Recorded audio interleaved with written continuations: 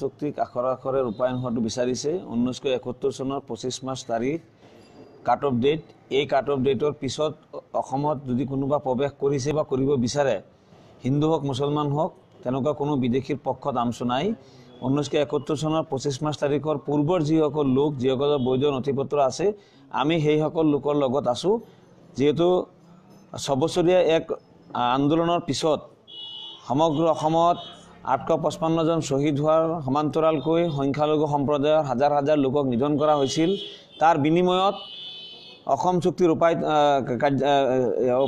অসম চুক্তিৰ সিগনেচাৰ হৈছিল আৰু সেই অসম চুক্তিত 1971 চনৰ 25 মাৰ্চ তাৰিখৰ কাট অফ ডেট ইতিমধ্যে নিৰ্ধাৰিত হৈ আছে আৰু অসমৰ আজিৰ তাৰিখত প্ৰতিটো জাতি জনগোষ্ঠীৰ প্ৰত্যেকজন লোকে এই কাট অফ ডেটটোক মানি লৈছে। গতিকে এই কাট অফ ডেটৰ পিছত অসমত প্ৰৱেশ কৰিব বিচৰা কোনো বিদেশীকেই, হিন্দু হওক মুছলমান হওক, আমি মানি নলওঁ।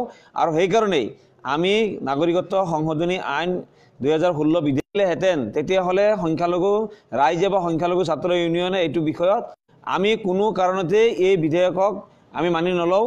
এইকাৰণে আমি মানি নলওঁ যে আজি অসমত 1971 চনৰ 25 মাৰ্চ তাৰিখ যিটো কাট অফ ডেট নিৰ্ধাৰিত হৈ আছে, এই নিৰ্ধাৰিত হোৱা ডেটক লৈ লাহে লাহে ৰাইজৰ মাজত এটা কনচেনচাছ ডিচিশ্যন হ'ব গৈ আছে। ৰাইজে মানি লোৱাৰ এটা পৰিৱেশ হৈ আছে। এতিয়া নতুন কৰি আকৌ যদি 2014, 2016 এনেকুৱা যদি কিবা নতুন কাট অফ ডেট নিৰ্ধাৰণ কৰা হয়, তেতিয়াহ'লে আকৌ এটা অস্থিৰ পৰিৱেশলৈ যে অসমখন নাযাব, এইটো নুই কৰিব নোৱাৰি। গতিকে কোনো যুক্তিতেই আমি এই নাগৰিকত্ব সংশোধনী বিলৰ আমি পক্ষত নাই। এইটো সংবিধান বিৰোধী হয়। সংবিধানৰ যিটো ধৰ্ম নিৰপেক্ষ চৰিত্ৰ, এই ধৰ্ম নিৰপেক্ষ চৰিত্ৰক উলংঘা কৰাৰ লগতে সামগ্ৰিকভাৱে অসমৰ জাতি জনগোষ্ঠীৰ মাজত ভুল বুজাবুজি সৃষ্টি কৰা এটা বিধেয়ক। আৰু এই বিধেয়ক পাৰিত হ'লে, যদি এই বিধেয়ক চৰকাৰে পাৰিত কৰিব পাৰে, তেতিয়াহ'লে অসমৰ ভাষা সংস্কৃতি সকলো বিলোপ হৈ যাব। অসমীয়া জাতি এটা সময়ত গৈ এই অসম মুলুকৰ পৰা নোহোৱা হৈ যাব। গতিকে আমি কোনো কাৰণতেই অসম আৰু অসমীয়া বিৰোধী কোনো সিদ্ধান্তৰ লগত আমি নাই। আৰু সেইকাৰণে আমি নাগৰিকত্ব সংশোধনী বিধেয়কৰ বিৰোধিতা কৰি আছোঁ আৰু কৰি গৈ থাকিম। আমি নাগৰিকত্ব সংশোধনী বিধেয়কে এনআৰচিত প্ৰভাৱিত কৰিব নেকি কিবা? নাই, যদি নাগৰিকত্ব সংশোধনী বিধেয়কখন যদি আজি লোকসভাত পাছ হৈছে আৰু ৰাজ্যসভাত যদি পাছ হয়তো আইনলৈ ৰূপান্তৰিত হৈ যায়, তেতিয়াহ'লে এনআৰচি বনোৱাৰ কোনো ধৰণৰ প্ৰাসংগিকতা ইয়াতে নাথাকিব। এনআৰচি আজি মাননীয় উচ্চতম ন্যায়ালয়ৰ নিৰ্দেশনাত এনআৰচিৰ কাম চলি আছে 1971 চনৰ 25 মাৰ্চ তাৰিখক ভিত্তি কৰি। 1971 চনৰ 25 মাৰ্চ তাৰিখৰ পূৰ্বৰ যিসকলে বৈধ নথিপত্ৰ প্ৰদৰ্শন কৰিব পাৰি আছে, তেখেতসকলৰ নাম এনআৰচি অন্তৰ্ভুক্ত হ'ব।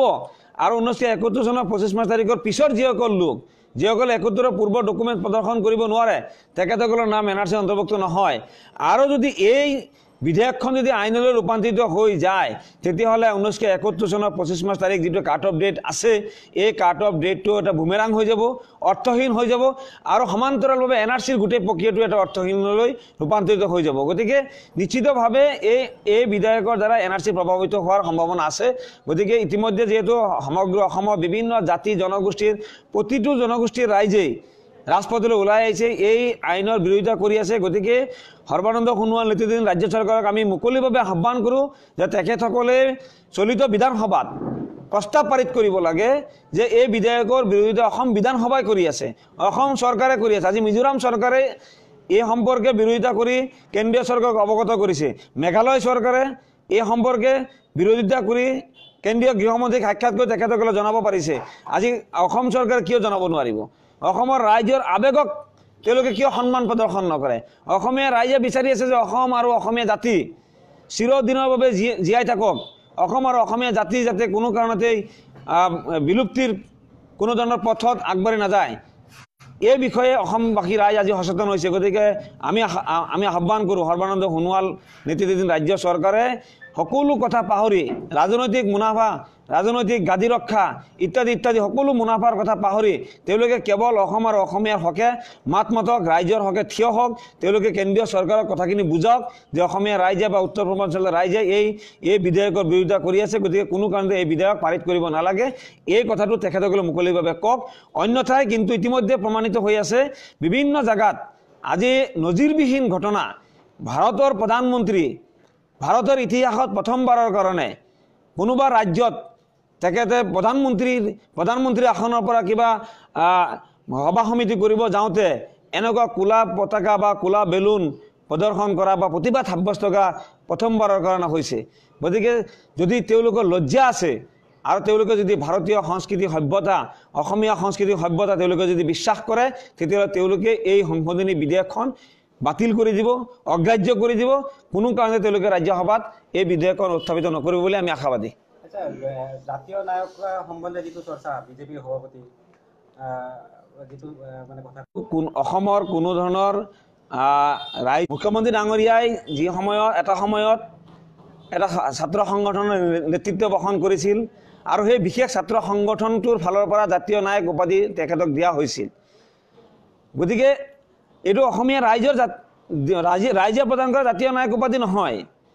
আৰু আজিৰ তাৰিখত তেখেতৰ যি কাৰ্যক্ৰমণিকা বা তেখেতৰ যি আজিৰ তাৰিখত ভূমিকা জাতীয় খলনায়কত ৰূপান্তৰিত হৈছে।